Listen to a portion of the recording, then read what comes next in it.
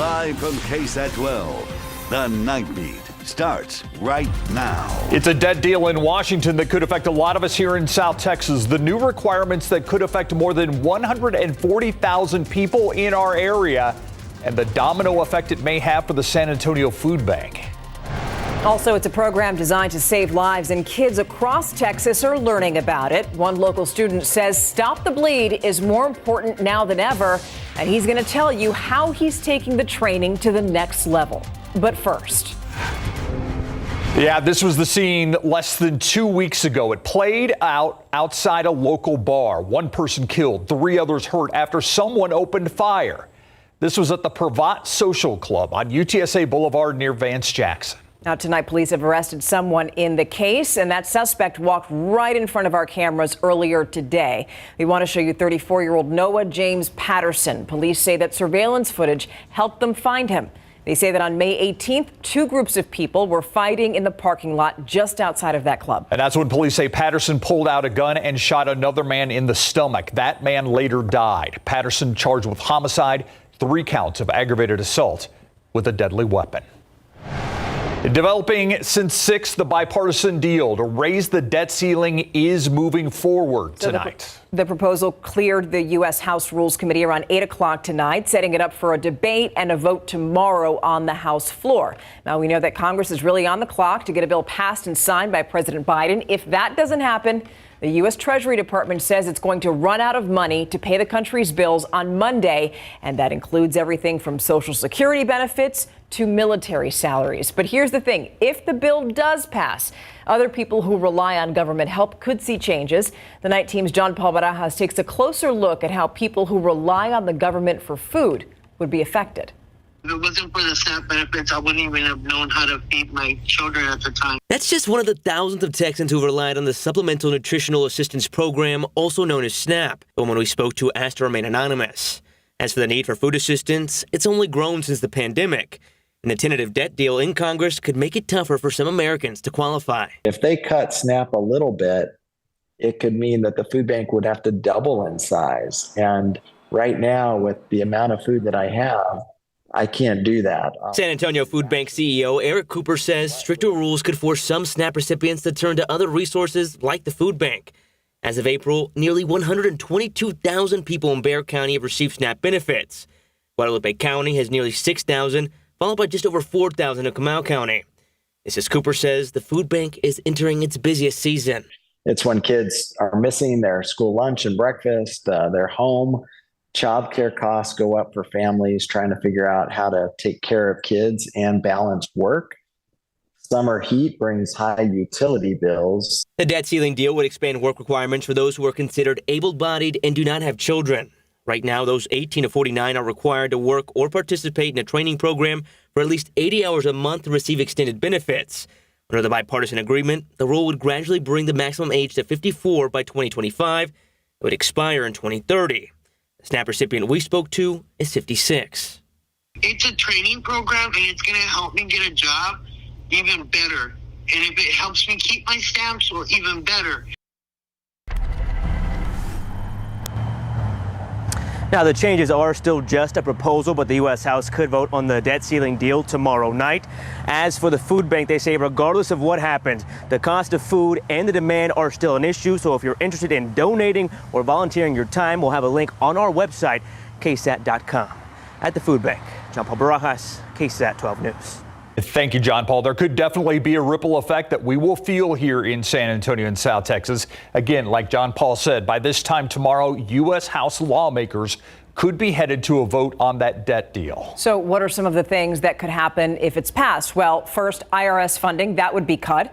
People who have student loans would have to start repaying them again. And also COVID relief funds would be reduced. The deal would also keep in place full funding for veterans' health care and would cap non-defense spending.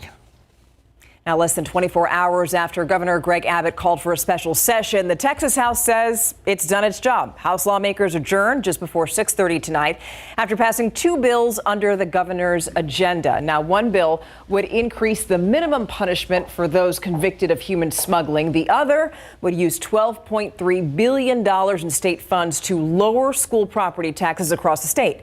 The Texas Tribune reports that the decision to adjourn means the House cannot meet for the remainder of the special session. So basically now it's up to the Texas Senate to pass the bills, or the session ends with no new legislation. And by the way, this doesn't mean that the House is done, because Governor Abbott called this special session the first of several.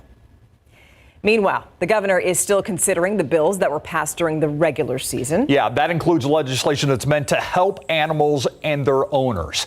The Night Team's Patty Santos breaks down some of those bills that could or will become law later this year. The more than 1,200 bills sent to Governor Abbott's desk, several aimed at protecting pets, are awaiting his signature. At the end of the day, whether you want to legislate it or not, owned animals and animals are a part of our life. And so we do have to have some stricter laws to make sure that these animals are in humane conditions. Animal Care Services Director Shannon Sims is watching many of those bills closely. House Bill 598 will help protect pets from people already convicted of animal cruelty. That starts September 1st. This really codifies it. It allows it to move into law so that, if you're convicted, you're not allowed to not only own an animal, but live in the same residence that an animal resides. SB 876 will also become law. It improves the licensed breeders program by requiring Texans who own at least 5 female breeding dogs to get a state license. We have a little bit more strict breeding guidelines, but this at least addresses the larger scale breeding operations. So it's very helpful for all of us. Still waiting for the governor's signature is House Bill 3660. Protects people and agencies that use the Trap, Neuter, Return Feral Cats program from facing abandonment charges. This is the main way that we're able to really control the cat population. Those people were good Samaritans taking care of an issue for irresponsible pet owners that weren't spaying and neutering their pets. Jody Long is president of the Texas Veterinary Medical Association. She hopes the governor will sign House Bill 2026, which would tackle the veterinarian shortages. This is a bill that helps fund student loan forgiveness for veterinarians that will serve in rural and underserved communities. Patty Santos, KSAT 12 News. In other news now, San Antonio fire investigators are asking what started a deadly fire at a downtown high-rise apartment. The fire started around 1:30 this morning at Villahermosa Apartments on North Flores. Firefighters put out the flames quickly, but here's the thing. Once they were inside, they found a man in his 60s suffering from smoke inhalation. He was taken to a nearby hospital where he later died. Have you seen this woman? San Antonio police are looking for 64-year-old Carol Dennis. She's been missing since April 9th. She's about 5'7", has brown hair and brown eyes. If you know anything that can help find her, you're asked to call police at 210-207-7660. Forgiveness from a son, but not without an 8-year prison sentence for a San Antonio man. Daniel Campa was sentenced today after being charged with manslaughter for striking and killing a motorcyclist in 2021. Campa had been speeding, blew past a stop sign, hitting and killing 61-year-old Romero Maldonado at North Park and North Loop Roads. At the sentencing today, Campa apologized to the victim's family. Maldonado's son actually forgave Campa and said he would pray for him. But I want to tell you that I forgive you with everything that is in me, man, because I'm not going to live my life hating you, hating somebody that took something so valuable to me, man. It's hard for me to say that, bro, because the previous me would have said sorry, bro. I would have came looking for you, but I'm not going to do it. Why? Because I love my brothers in Christ, man, and I'm going to tell you right now, God's the only way you're going to get through this, bro. You never know what miracles he's going to do for you if you allow him in your heart. And that's all I'm going to pray is that you get God in your heart because you need him, bro, just like everyone else. Campa must serve half of his sentence before he's eligible for parole. And now let's take a look at some of today's biggest headlines in your Nightbeat news flash. We'll start with this. One woman dead after a crash happened around 8 o'clock this morning near Brooklyn Avenue and Dallas Street, which is just north of downtown. Police say that a distracted driver hit the woman, pinning her right between two cars. The driver stopped to help the woman, but she later died at the hospital. Testimony continues in the murder retrial of Mark Howerton. He's accused of killing a Trinity University student.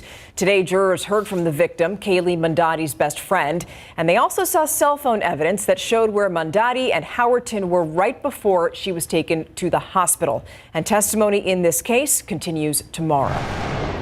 Theranos founder Elizabeth Holmes has begun serving her 11-year prison sentence in Texas. Holmes arrived at the federal prison in Bryan this afternoon, which is about 100 miles from Houston, where she grew up. Holmes dropped out of Stanford University when she was 19 years old to focus on her startup blood testing company called Theranos. She raised $945 million from investors, and then the company failed in 2018. Holmes is still trying to appeal her fraud conviction. And that's a look at your Nightbeat News Flash. So this is what you call life-saving training, and a local student is really taking it up to the next level. Why he says it's more important now than ever. Plus, a scary problem to have, and emergency rooms across the country are dealing with it, even in San Antonio. Why ER doctors are asking for help tonight.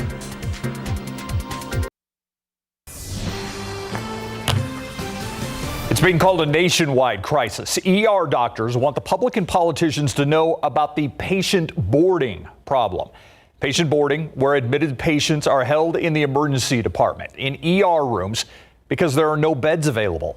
Those inpatient beds sometimes filled with people who need to be getting care actually elsewhere. Oftentimes it's mental health patients waiting for referrals or transfers. Now, the issue here is not just a national one at home in San Antonio as well, but San Antonio hospitals partner with each other and third parties to assess open beds. Local law enforcement's also been trained in mental health triage. Decide if that patient needs to go to the emergency room, or they could be directed right to the mental health facility, psychiatric hospital for evaluation and treatment. Nationwide funding could help create similar partnerships, virtual psychiatric care, or more substance abuse programs. The American College of Emergency Physicians asking lawmakers to pass the Improving Mental Health Access from the Emergency Department Act. That would give hospitals critical funding to implement the programs that they say work best for them. Across Texas, students are learning a life-saving technique. It's called Stop the Bleed. One Northside ISD junior took the training to the next level, and he made it his focus for a project to help others. He tells the night team's Lee Waldman that with mass shootings happening more often, he just wants to be prepared to help. In them, they have a tourniquet, they have some packing gauze, really everything. They're simple yet life-saving kits located across the O'Connor High School campus. We want to make them as approachable as possible for any student. The Stop the Bleed kits and trainings have been around in Texas schools since 2020. Hector Frausto took the training this year as a junior as a part of the Independent Study Mentorship Program with San Antonio Metro Health. Stop the Bleed, it's honestly quite simple. It's now made for anyone in the general public. As a part of his ISM project, Frausto made pre-training videos for students taking Stop the Bleed courses to help get them engaged. Stop the Bleed is just another part of emergency preparedness and ensuring that everyone has accessible and safe care whenever, hopefully, it doesn't come. But again, if there's a traumatic bleeding incident or mass casualty, you're there to act on the scene. He says it's vital more people in the general public know what to do should the worst happen, because those first few minutes in a traumatic bleeding incident could mean the difference in life and death. Hopefully you have at least one or two people in that classroom that can be like, okay, give me someone's shirt, give me a towel, let's start putting pressure, because you will end up saving that person's life. Frausto has made it his mission to spread the Stop the Bleed training to more students across his campus and across the Northside ISD district. Ultimately, my goal is to make sure as many people as possible are certified and trained. Lee Waldman, KSAT 12 News. So Northside ISD recently held a Stop the Bleed training event for students and staff to get certified. That student you just heard from says that his goal is to have more training courses both in the fall and in the spring of the next school year. Take a live look outside right now, 77 degrees. Wow, was it bright and sunny today. It was nice. And not stifling hot. Exactly. The rainy spring that we've had here, the rainy pattern, has really kept temperatures in check, especially compared to what we had by this time last year. So I want to start with a little comparison here. Let's take a look at it. As of today, this date, last year, we had 31 days that were 90 degrees or warmer. That included 5 100-degree days. This year, we've had 5 days that have been 90 degrees or warmer. And the warmest we've been is only 94. We get that rainy pattern, keeps temperatures down, more clouds, but also that soil moisture helps to keep the temperatures in check. Once you get into drought and the ground is dry, well, that creates to hotter temperatures as well. So quite a contrast this year compared to last year as of May 30th. And you look at our trend, the average high right now is 90 degrees. We might hit that on Friday at 90. Otherwise, we're looking at upper 80s. So we're going to continue this trend of near to slightly below average temperatures. But I also want to talk about the drought monitor. Now, it's issued every Thursday, but we've had a good amount of rain in these drought-stricken areas since the last drought monitor was issued. So we look at the amount of rainfall that's going to be taken into account for our next drought monitor issued on Thursday. I mean, look at Lakey and Rock Springs, over 2 inches of rain just since this drought monitor was issued. Good maintenance rain between I-10 and I-37 and east of I-35. Yoakum, just under 0.2 of an inch. Seguin, about an inch. Bernie, 1.74. Comfort, 1.5 inches. A lot of that attributed to what we had yesterday. Even Chavano Park, just under 2 inches. So I do anticipate good improvements here in some parts of our drought-stricken areas. Baby steps is what it takes to get out of drought. And I think we'll be taking another step on Thursday. And of course, I'll be excited to bring that to you and give you a little comparison. Today, we had a few maintenance showers closer to the Gulf coastline. Sea breeze came in, kicked off some of those showers and thunderstorms. Very brief. Made it to about Cuero and Yorktown and even Hallettsville, but that's as far inland as they made it. Up in the Panhandle, a little bit of severe weather activity, even stretching northward up the plains. But what we have right now is this bump, this ridge in the upper level flow. It's a very minor ridge, a nice little ridge, if you will. It's a little blue H that's overhead, not the same as the big blue H. And that's going to be influencing our weather for several more days. But as that breaks down, once we head toward the weekend, it's going to open the door for some disturbances and rain-making energy. And that's just what our flow is going to be. Sometimes what I refer to as the dirty flow, because it's just kind of messy. It comes off the Pacific and it has these little impulses of energy periodically, combining with instability. Then it can create some pop-up afternoon showers and thunderstorms. So we're going to be quiet the next few days, but once we get into that dirty flow and a little bit of instability, some isolated pop-up downpours and probably non-severe thunderstorms, we're talking a 20 to 30% chance daily starting on Saturday, lasting into next week. All right, today, 88 our high temperature. Just barely below average. And our morning low is well below average at 63. Tomorrow we start the day at 68. Some patchy fog here and there. Don't be surprised if you run into some reduced visibility periodically. Otherwise, that's going to be short-lived. A lot of sunshine, 88 the high temperature, light southeasterly wind. Typical humidity for this time of year. You'll notice it, but it won't be oppressive. Tomorrow in Carrizo Springs, 92, 88 Uvalde, Rock Springs making it to 85. Leon Springs at 87 in Lavernia. 88 degrees. As I mentioned, once we get into the weekend, we'll have some of those isolated showers and storms. Not a washout, nothing that you can really plan around. It's really just let's wait and see where exactly a few of them pop up. Okay, thank you. You know, suddenly there are a lot of people in San Antonio paying attention to the French professional basketball leagues. Yeah, I'm surprised. I haven't seen any Metropolitans 92 jerseys out there, but I'm sure there are fans walking around I'm San sure Antonio there are. with those Victor Wembanyama Metropolitans 92 coming up. Victor is in the French semifinals, and he's leading his team to victory. Plus, we're going to visit with Bernie and Bernie champion baseball teams as they both get ready for regional finals coming up.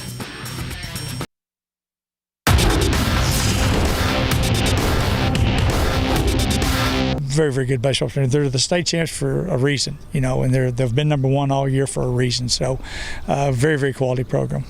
Coach Merrill and his Greyhounds will try to knock off the defending 4A state champs Sinton in big board sports. Victor Wembanyama and the Metropolitans 92 are one win away from the LNB Pro A Finals after beating Osville 86-83 in Game 2 of the semifinals today. They lead that best-of-5 series 2-0. Wemby, the likely overall #1 NBA draft pick coming up, played 35 minutes and scored 13 points with 10 rebounds, 2 assists, and 1 block shot. Game 3 of the L&B Pro A semis is Friday at 1:30 p.m. local time. In the NBA Eastern Conference Finals, the Heat finally knocked out the Celtics last night 103-84, winning the series 4-3. Now they'll face the Nuggets in the NBA Finals, and Denver hasn't played ball in 9 days after sweeping the Lakers in the Western Finals. They play fearless, they play disciplined, they're well coached, and have some guys that have been there before, and have some guys that have chips on their shoulder. So, I'm not looking at the seeding or the story around it. This is a very talented basketball team, professional basketball team, and all those guys over there got game. So we respect it. Nuggets will host the Heat Thursday night, 7:30 in Game 1 of the Finals, live on KSAT 12.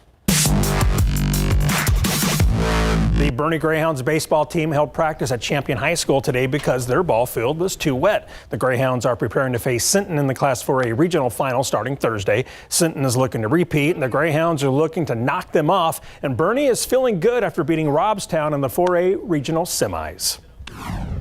It was a big win. That was one of the better teams we faced so far in the playoffs, and their crowd was crazy, so that gives us a good warm-up for Sins because they're going to be bringing a big crowd with them too.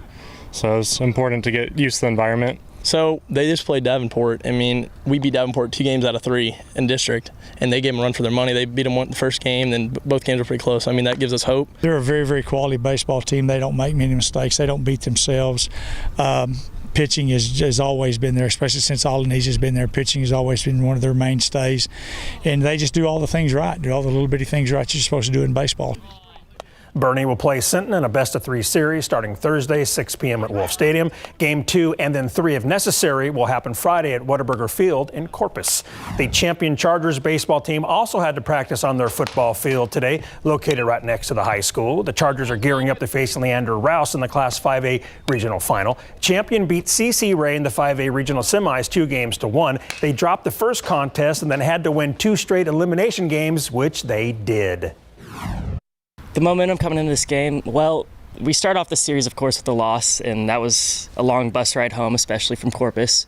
But we came back out the very next day, and we did not lose our fighting spirit. If anything, that motivated us more. We got to keep the momentum from the win from last week and bring it to Rouse, because they're the hardest team we played so far.